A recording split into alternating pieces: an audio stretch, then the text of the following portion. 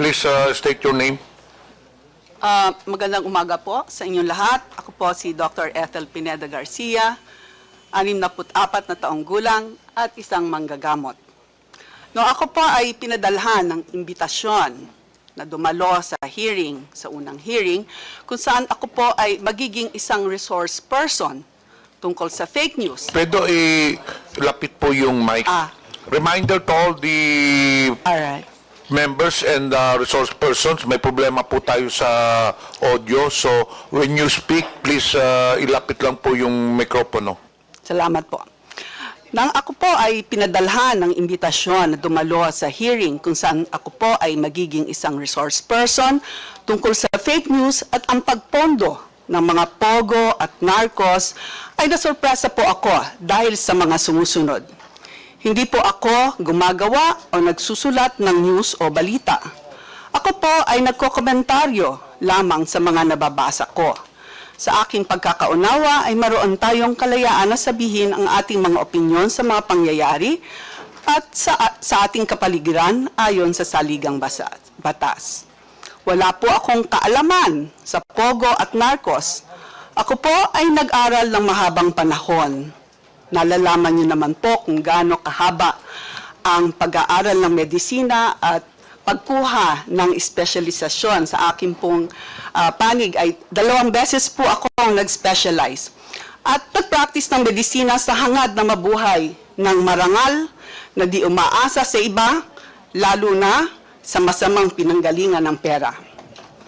Sa aking pananaw, at ito ay sinabi ko sa unang sagot ko sa committee, ay hindi ako karapat-dapat na resource person dahil sa wala akong alam dito. At kung may issue tungkol sa kalusugan, tulad ng sinabi ko, ay handa akong tumulong sa gaano man na aking makakaya. At ito po naman ay ginampanan ko habang tayo ay nagkakaroon ng pandemya sa COVID. Kasama po akong dumulog sa Korte Suprema dahil nais ko pong malinawan kung ano nga ba ang dapat. Nananalig po ako na ang batas ay dapat sundin ng lahat. Ang aking pamumuhay ay simple lang. Wala po akong karanyaan. Ang buhay ko ay itinoon ko sa pag-aalaga ng aking pamilya bilang breadwinner sa mahabang panahon. May anak akong nangangailangan ng special na alaga at may ama akong 95 years old na umaasa sa akin. Kahit ako ay mag-isa na ngayon sa buhay, ay nagsisikap akong itaguyod sila sa abot ng aking makakaya sa malinis na paraan. Wala po akong kapangyarihan maliban sa isinasaad ng batas na ating mga karapatan. Ang aking lakas ay nanggagaling sa malinis na konsensya. Kasiyahan nawa tayo ng may kapal. Okay, thank you.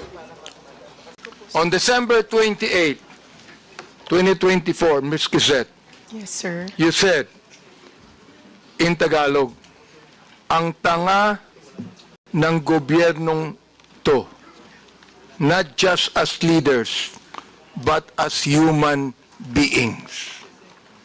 Is that what you feel? Sir, I apologize. I do not know what happened on December 28 to make me angry. But if I wrote it that time You're apologizing. for not...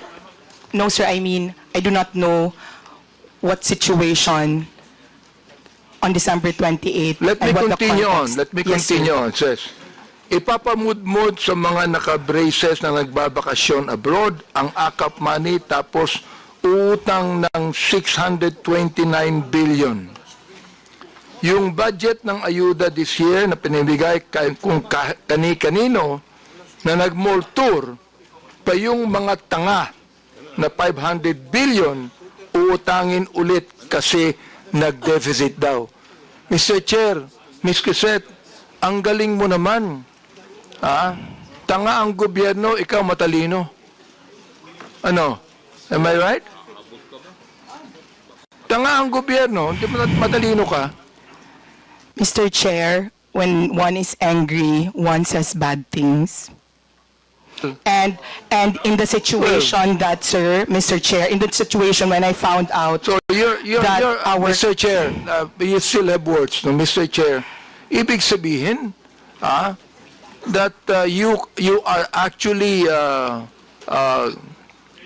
telling your anger to your followers, your anger.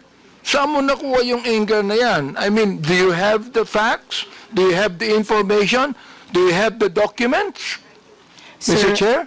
Sir, nasa news po na uutang tayo this year and last year. Well- Sir, sir, please, Mr. Chair, kaya ako nagalit kasi may nakita akong nakaakap na nakabrace tapos sir, I am not laying it on the congressman. I am laying it on the person who gave that person 5,000 despite na, sir, kasi taxpayer kami. Masakit, sir, na makikita namin na... Ms. Quisette, may I ask you the question, how much taxes did you pay? And I will tell you how much tax I paid. Sir, Ang katwiran mo, you're a taxpayer. Bakit? Anong palagay mo sa akin, di taxpayer? sir, hindi naman po kayo yung sinasabihan ko ng tanga, Mr. Chair. Kaya tinatanong It was the kita, Mr. process Chair. of distributing the Mr. Chair, AKAP. tinatanong kita kung saan mo kinuha ito. Sa news mo lang pala kinuha eh. Wala kang documents. You cannot even tell me if you're telling facts or truth. Sir, nasa news po kasi sasabihin na mo, tanga ang mag-uutang gobyerno. tayo. My goodness, ibig mo sabihin, you're going to base your statement, tanga ang gobyerno, sa news na nabasa mo, Mr. Chair, and then you're telling me you're a journalist, and you're telling me that you're speaking the truth? Mr. Chair, respectfully po, those are my feelings. Kasi binamigay natin yung pera sa Therefore, AKAP. if that's your feeling, Mr. Chair, I demand that you apologize to this committee. I will apologize, Mr. Chair, for my bad words or for... I apologize for my bad words, sir. I Mr. apologize for saying the word tanga in my post. Maraming salamat, Mr. Chair, for admitting that, no? Siguro naman, makikita mo naman ang gobyerno, sasabihin mo mga tanga kami, siguro, pinapalagay mo, alam mo sa akin, Mr. Chair, ang pinapalagay ni Ms. Quisette, yung audience niya, mga tanga eh. Yun ang pinapalagay mo. Hindi ang gobyerno. Yung audience mo, mga tanga, kaya papaniwalaan nila ang sinasabi mo sapagkat yung audience mo mismo ang hindi nakakaintindi. Sinabi niya, facts to eh. Nakalagay, facts. Many are completely unrelated to drugs or EJKs. Some of them are still very much alive. You said you do not have any documents on that. Now look, Miss MJ na lang po. Para hindi po Miss MJ, po. you are accountable to the victims and you are accountable to us in the Quadcom. Pinasinungalingan mo kami. Pinasinungalingan mo ang mga victims. Now look, if you do not apologize right now, you listen. Yes, Your Honor. If you do not apologize, I am going to make a motion to hold you in contempt. I apologize, sir. And tulad nga po ng sabi ko kanita, sa susunod po ay maghahanap na lang po muna tayo ng mga under Yun. oath. At Okay hindi to, po ha? tayo magre-rely sa mga balita ng news. Salamat na lang. po. Okay po. Kaya Maliwanag fake news. Yan ang ibig sabihin, non-fake news. Ito, tutuloy ko Salamat din po, Your Honor. Ito sinabi nyo, ikaw, ito, binanggit mo na ito and this is something that you should apologize also. Anong sabi mo? Do not let these criminal forces twist reality to turn a strong, decisive leader into a monster. Now let me ask you, who are these criminal forces? Ms. MJ, please answer. Okay. I have this, kasi tulad ng sabi ko, ito po ay mga reaction at opinion ko lamang. Well, therefore you apologize because this is okay not po, true. sir. Okay, sir. I apologize. Okay, Mr. Chair. is the second time that Miss MJ has apologized. I hope that next time, kayong mga vloggers, wag kayong magbibigay ng opinion lang, impression ninyo. Ibigay niyo yung katotohanan, may dokumento kayo. Sapagkat meron kaming documents to show Naiinsulto ko, I am insulted with your statement. Being the chairman of the Committee on Human Rights and one that's investigating, I am actually insulted with your statement.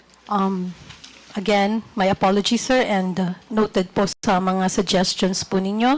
At gusto ko lang din pong sabihin na yung pong post has nothing to do with you. Hindi po, it has nothing to do with, pasensya na po. Well, Mr. Chair, maraming salamat, no? Yung binabanggit mong nothing to do with me, pero yung tinawag mong criminal forces, kasama kami dun ikaw naman, mag-isip naman kayo. Ang hirap nito, Mr. Chair, itong mga vloggers na iba, ito ang mga tanga So, tatanga-tanga ang gobyerno. Mag-isip kayo. Hindi lang sumusulat kayo kung anong gusto nyo isulat dyan. You're telling us, yung criminal forces, gusto kong sabihin ngayon, Mr. Chair, publicly, ikaw ang tanga. Okay, Your Honor, pero Mr. Chairman. Mr. Chairman. Representative Ponduano. Mr. Chairman, just a matter of protocol. May I move to strike out the statement of the Chairman Abante Second. addressed to MJ. Second, Mr. Chair. Thank you, Mr. Chairman. Any objection? There being none, the uttered words is stricken off. Any further questions? I rest, Mr. Chair, and thank you so much. I'm not angry at you, Miss MJ. We're just ferreting the truth here. Ano? okay, Your Honor. Pero again, hindi ko pa alam kung saan niyo po nakukuha yung idea niyo na kayo yung criminal forces. Hindi po. Anyway, again, Ikaw ang apologize. Mr. Chair. Okay po, sir. Ikaw ang My sumulat apologies. Yes. Okay. My Sinulat apologies, mo sir. yun Okay po. Tanga po ako, sir.